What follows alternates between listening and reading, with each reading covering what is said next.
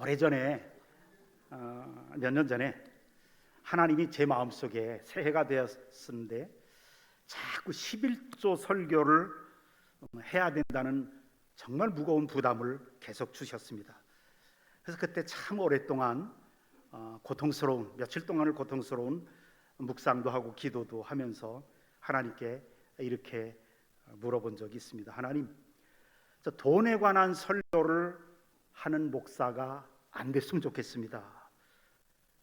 교회 갔더니 돈만 얘기하더라 라고 하는 말들이 이 세상에서는 많은데 좀 돈에 관한 설교 안 했으면 좋겠습니다. 그랬더니 하나님이 이렇게 저에게 응답해 주시더라고요. 사랑하는 종아, 너 정말 너희 교인들을 사랑하냐? 예, 사랑하죠. 그러면 너는 너희 교인들이 이 세상 살면서 부유하게 살기 원하느냐? 가난하게 살기를 원하느냐? 물론 부자로 살기를 원하죠. 사랑하는 종아, 네가 정말 나의 말을 올바르게 가르치고 신실하게 선포하고 말씀대로 너 자신부터 바르게 살아가기를 원하냐? 하나님 아시잖아요. 저를 말씀의 사역자로, 선교사로, 목사로 부르신 그것을 저는 사명으로 알고 지금까지 걸어왔는데요. 그래, 그렇다면 좋다. 11조 설교를 해라. 너의 11조 설교 때문에 상처받고 교회를 떠나는 사람이 있을까 너는 염려하는데 그 사람은 네가 무슨 설교를 해도 상처받고 교회를 떠날 거다. 그러니 성경대로만 설교해라. 11조는 내가 내 자녀들의 믿음을 올바로 세우기 위해서 만든 제도다. 그리고 그들을 이 세상에 살면서 물질적으로 축복하기 위해 만든 제도니까 너는 성경대로만 설교하라. 그러면 내가 그 결과는 내가 그들 속에서 일할 것이다 라고 말씀하시더라고요. 그래서 그때부터 우리 교회에서는 매년마다 연초에 11조 주일을 만들었습니다. 그래서 작년부 예배뿐만 아니라 유치부부터 아동부, 그 다음에 중등부, 고등부까지 오늘 11조 주일은 11조 설교를 하도록 정했습니다. 오늘이 바로 그 11조 주일입니다. 그래서 지난 주간에 영상 광고로 11조 설교가 마음에 큰 부담이 되는 사람들은 오늘 하루만은 가까운 인근의 교회를 나가서 예배를 드리십시오 라고 광고를 했는데, 그런데도 지난주보다 1부, 2부, 3부 쭉 보니까 더 많이 나온 것 같아요. 참 감사하고요. 저는 평일날 새벽에는 제가 새벽 예배 인도하는 날은 교회에서, 또 새벽 예배 인도하지 않는 날은 같은 시간에 집에서 특별히 환자들을 위해서 기도 많이 합니다. 우리 성도들 가운데는 암투병하는 성도들이 있고요, 또 불치병에 걸린 성도들이 있고 그런 성도들이 좀 있습니다. 그분들을 위해서 정말 기도 간절히 하나님 앞에 간구합니다. 그런데 주일 오후 예배 끝난 후에는 그런 기도 말고 다른 기도를 합니다. 주일 오후 예배 끝나면 우리 교인들 가운데 이제 헌금위원들이 헌금 개수를 다 하고 재정 보고를 우리 사무실에서 저에게 가져옵니다. 그러면 재정 보고를 사인을 하면서 넘기면 거기에 11조 헌금자, 감사 헌금, 선교헌금 쭉 있습니다. 쭉 넘기면서 한 사람 한 사람을 이름을 보면서 축복 기도를 합니다. 하나님, 이분들 정말 물질적으로, 가정적으로 축복해 주십시오. 정말 간절하게 기도하고 있습니다. 근데 너무 감사한 것은 그 헌금 명단을 쭉 보면 우리 교인들의 80% 이상이 11조 헌금을 하더라고요.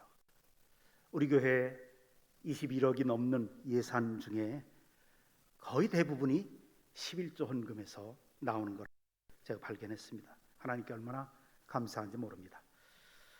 여러분, 예수님이 마태, 마가, 누가, 요한복음, 사복음서에서 38가지의 비유를 사용하셔서 설교하십니다. 그런데 38가지의 비유 중에 16가지의 비유가 돈에 관한 비유란 거 아십니까? 구약 성경, 신구약 성경 전체를 통틀어서 기도에 관한 주제에 관한 성경 구절, 하나님 주시옵소서, 간구하고 부르짖으라, 이 기도에 관한 주제가 약 500구절 좀 넘게 나옵니다. 또 믿음에 관한 성경 구절을 살펴보면 500구절이 약간 못 나옵니다.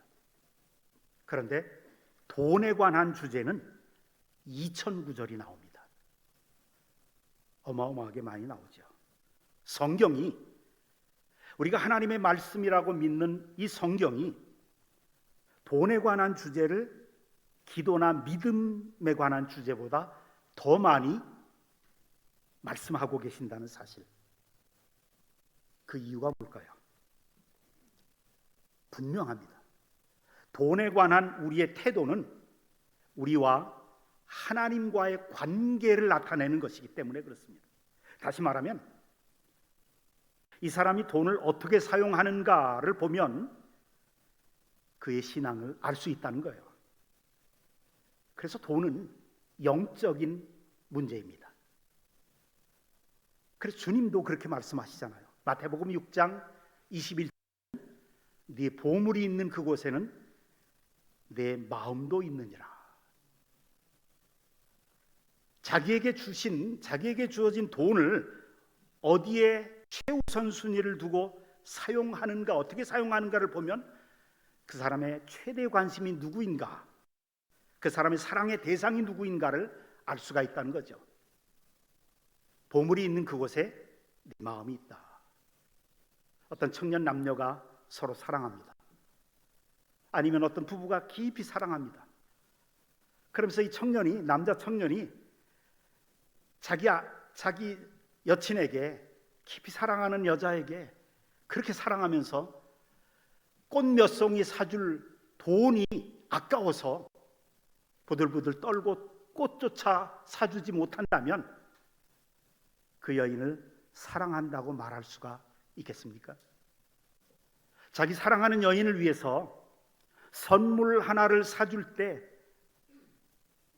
너무 아까워가지고 꽃 한 송이 그것 하나 못 사준다면 그거는 사랑이라고 말할 수가 없죠. 그런 얘기입니다.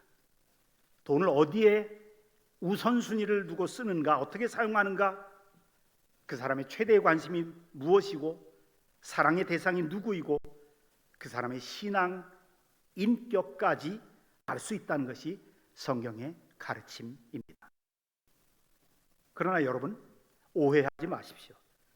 성경 어느 곳을 봐도 돈이나 재물이 나쁘다고 정죄한 곳은 한 군데도 없습니다.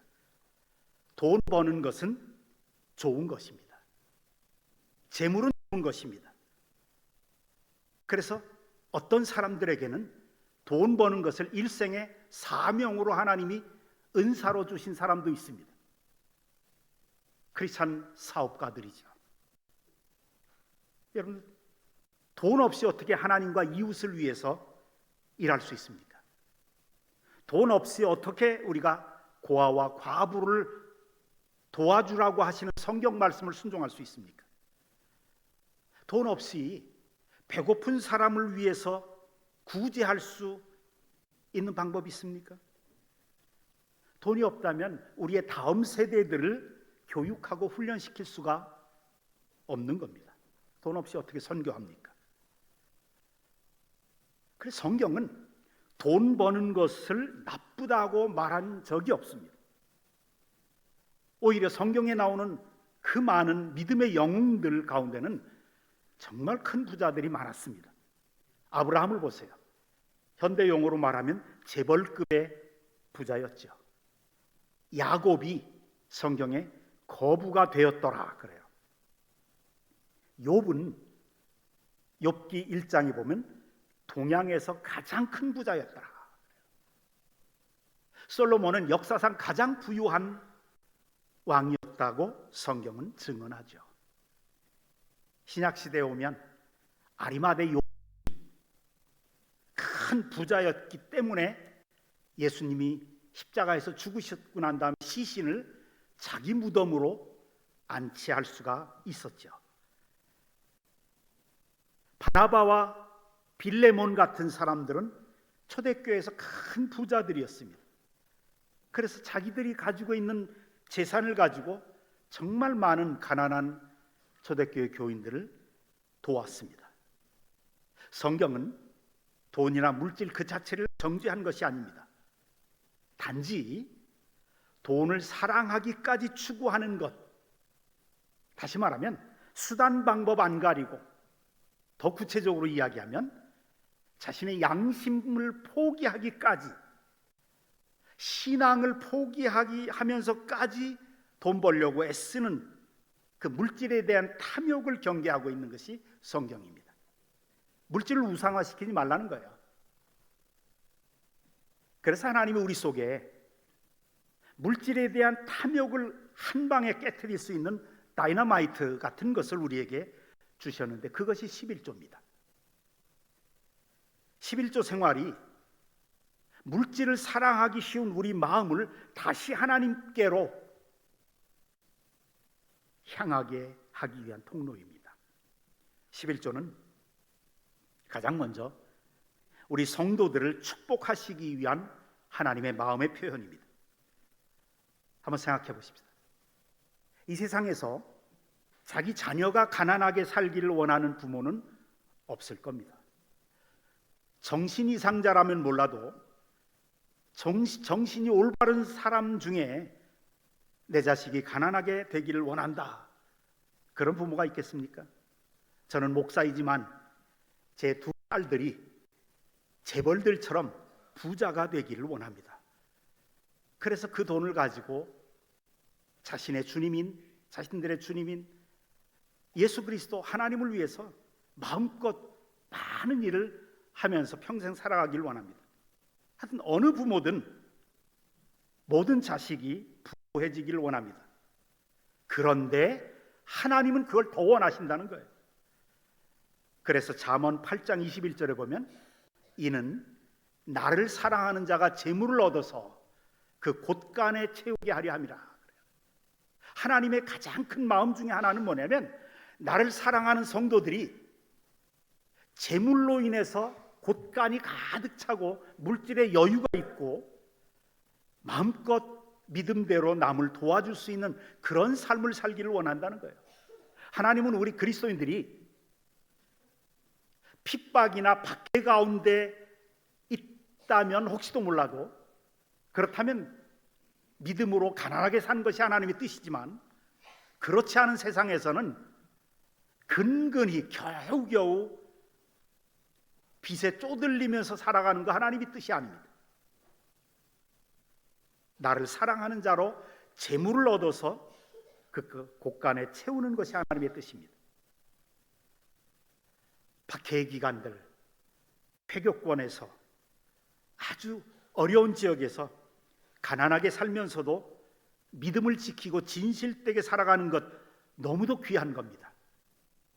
그러나 그렇지 않은 평화로운 시기에 자유주의와 시장주의가 있는 그럴 때는 여유 있게 사는 것이 하나님의 뜻에도 맞고 좋은 겁니다. 제가 우리나라 우리 민족의 의식 속에 계속 면면이 내려오는 그런 사상이 있어요. 참 제가 싫어하는 건데 청빈 사상입니다. 저는 그거 싫어합니다. 왜 청빈이어야 됩니까? 청부도 될 수 있거든요. 부자면서 깨끗하게 믿음으로 살아가는 것. 수많은 믿음의 영웅들이 청부로 살아갔습니다. 우리가 믿음으로 굳건하게 살면서 물질의 여유가 있으면 믿음도 지키기가 더 쉽고요, 선행을 많이 행하면서 살 수 있고 선교사를 더 많이 도울 수가 있습니다.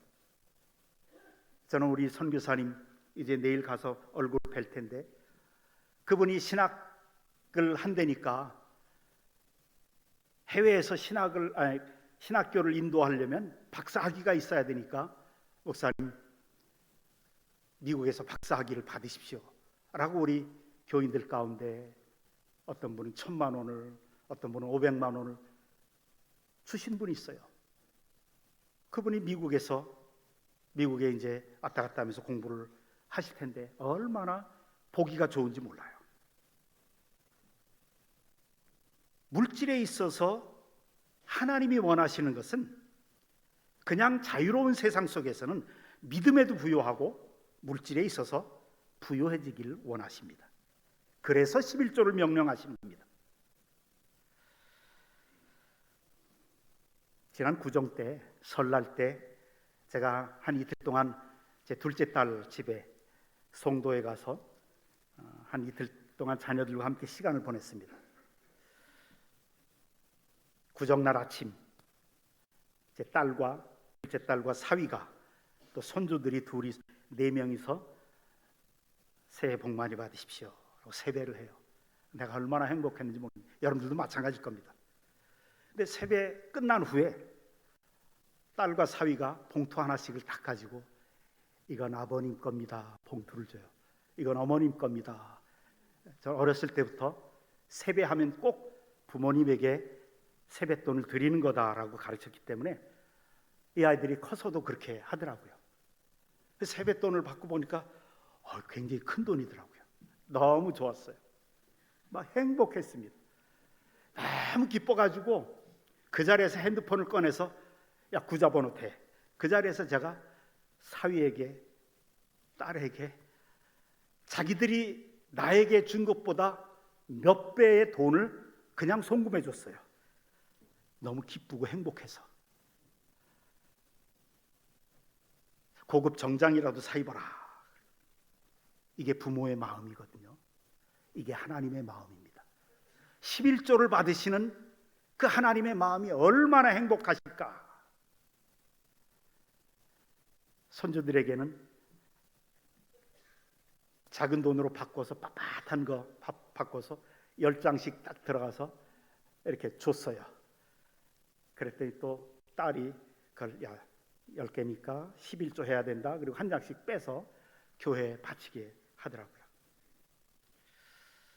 참 너무합니다. 그 11조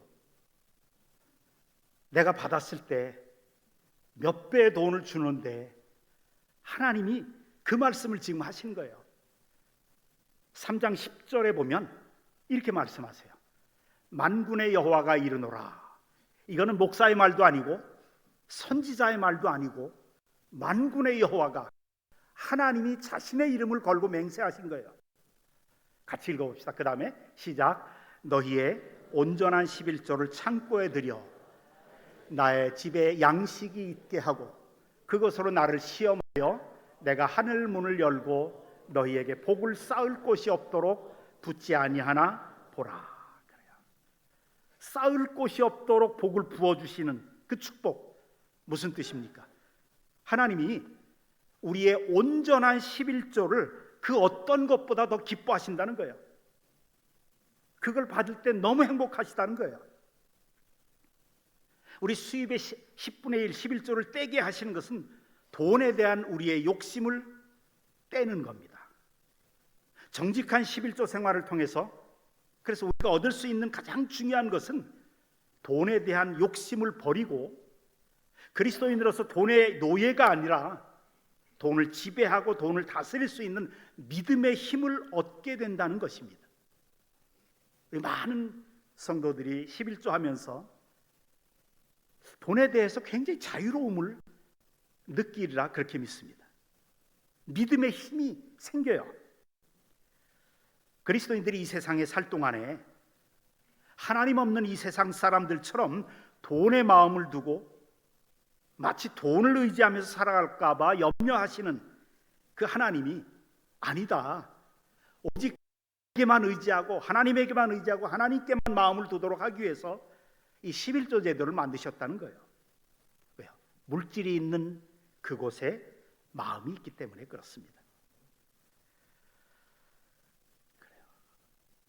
너희의 온전한 11조를 창고에 들여. 이게 무슨 말이냐면 11조도 온전한 11조가 있고 온전하지 못한 11조, 흠이 있는 11조가 있다는 거예요. 이왕 너희들이 그 많은 돈, 그 피 같은 돈을, 그 피땀 흘려서 번 돈, 그것을 11조 하는 거, 이왕 하는 거 흠 없이 하라는 거예요. 온전하게 11조를 하라는 거예요. 우리나라에도 아울렛 같은 게 많죠. 목포에도 아울렛이 있지만, 근데 우리나라에 있는 아울렛은 잘 모르겠어요. 그 제도가 어떻게 되는지. 근데 미국에 가끔가다 제가 가면 갈 때마다 아울렛을 꼭 들려요. 아울렛이 뭐냐면, 원래 생길 때 아울렛은 공장이나 기업에서 명품 옷이나 명품 물건을 만들어요. 그리고 백화점에 납품합니다. 근데 백화점에 납품하려고 제품 검사를 쭉 거치는 가운데 하자가 있는 물건들이 있어요. 뭐가 거꾸로 박혔다든지 하자 있는 물건, 약간 흠이 있거나. 그런데 그것은 백화점에 납품을 못하고 아울렛으로 뺍니다. 그래서 아울렛에는 아주 좋은 옷인데 보통 사람들이 이렇게 발견하지 못하는 그런 흠이어서, 그런데 굉장히 싸게 나와요. 아주 저렴하게 양복도 사 입고요, 아주 저렴한 가격으로 정말 고급 바지도 사고 그럽니다. 들이 조금 흠이 있어도 사가도록, 그러니까 아주 고급스러운 거를 만들었는데 가치가 떨어지는 거예요. 우리의 11조를 그렇게 바치지 말라는 거예요. 흠이 있도록 바치지 말라는 거예요. 하나님께 드리는 11조를 가치가 떨어진 그런 하잘것없게 만들지 말라는 거예요. 예배에 있어서도 마찬가지입니다. 예배에 늦는 것은 하나님과의 시간 약속인데, 예배에 늦는 것은 자신이 하나님 앞에 예배드리는 그 가치를 스스로 비하시키는 것, 떨어뜨리게 하는 거예요. 그러니까 여러분, 예배에는 전에 나와야 돼요. 온전한 11조가 그런 거예요. 온전한 11조가 뭐냐? 온전한 11조 생활이라는 것은 자기가 출석하는 교회에 내어서 교회가 일하도록 하는 것이 성경적이고 올바른 것입니다. 만군의 여호와가 이르노라, 너희의 온전한 11조를 창고에 들여 나의 집에 양식이 있게 하고 그래요. 그리스도인들 중에는 11조를 가지고 자기 마음대로 요건 감사헌금, 요건 선교헌금, 요건 구제헌금으로 하시는 분이 있어요. 솔직히 저도 신학 공부하기 전에는 그랬었습니다. 내가 다니던 교회가 큰 교회였어요.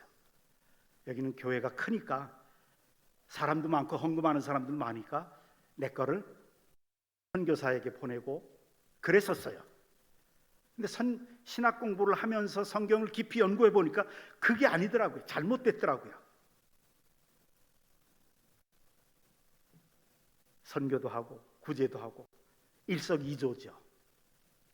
돌 하나를 던져서 새 두 마리를 잡는 거예요. 잘못된 겁니다. 왜요? 9절에 보세요.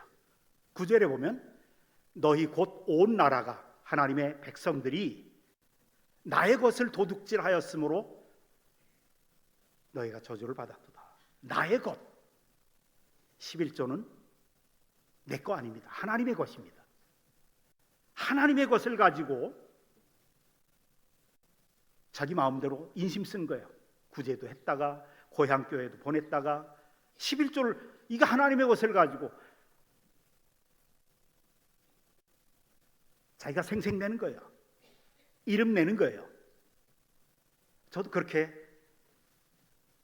살았으니까요. 참 하나님께 회개를 하고 그랬어요. 내 것을 가지고 내가 선경금하고 구제연금하고 그래야 되는데, 하나님의 것을 가지고 10분의 1은 내 것이 아니에요. 성경적으로 지금 얘기하는 겁니다. 하나님의 것이라고요. 그것을 내 마음대로. 제가 선교사 생활을 하고 있었는데 제 딸들이 이제 미국에서 공부하고 장학금을 뭐 받았다고 그래요. 학교에서 장학금을 받았는데 굉장히 많대요. 10분의 1을 딱 떼어가지고 11조를 아빠 아프리카로 보내줄게요. 돈도 없는데. 그래서 제가 거절했어요. 아니 11조는 네가 다니는 교회에 내라. 그게 성경적인 온전한 11조다. 그리고 그 다음 나머지로 아빠한테 선교헌금을 적게라도 보내려면 보내고 그런 겁니다. 11조는 내 것이 아닙니다. 뭐 선교헌금이나 구제헌금도 출석하는 교회에 내서 교회를 통해서 선교와 구제를 하는 게 좋지만, 그러나 특별한 경우에는 자신의 생각과 판단에 따라서 개인적으로 할 수가 있죠. 그런데 내 것을 가지고 하나님 것으로 말고 11조만큼은 그렇게 해서는 안 됩니다. 왜요? 하나님의 것이기 때문에. 하나님의 것을 이용해서 자기가 인심 쓰듯이 가난한 어려운 교회에 보내는 경우, 이거는 엄밀히 말하면 11조가 아니고 선교헌금에 속합니다. 온전한 11조를 하는 성도들, 하나님이 정말 하늘 문을 열고 축복하십니다. 제가 아프리카 콩고에서 선교할 때, 그 콩고는 전 세계에서 두 번째로 가난한 나라예요. 일반적으로 보통 사람들이 하루에 한 끼를 먹는 나라였습니다. 한 달에 외국인 가게에서 근무를 하면 한 달에 50불 정도 받았습니다.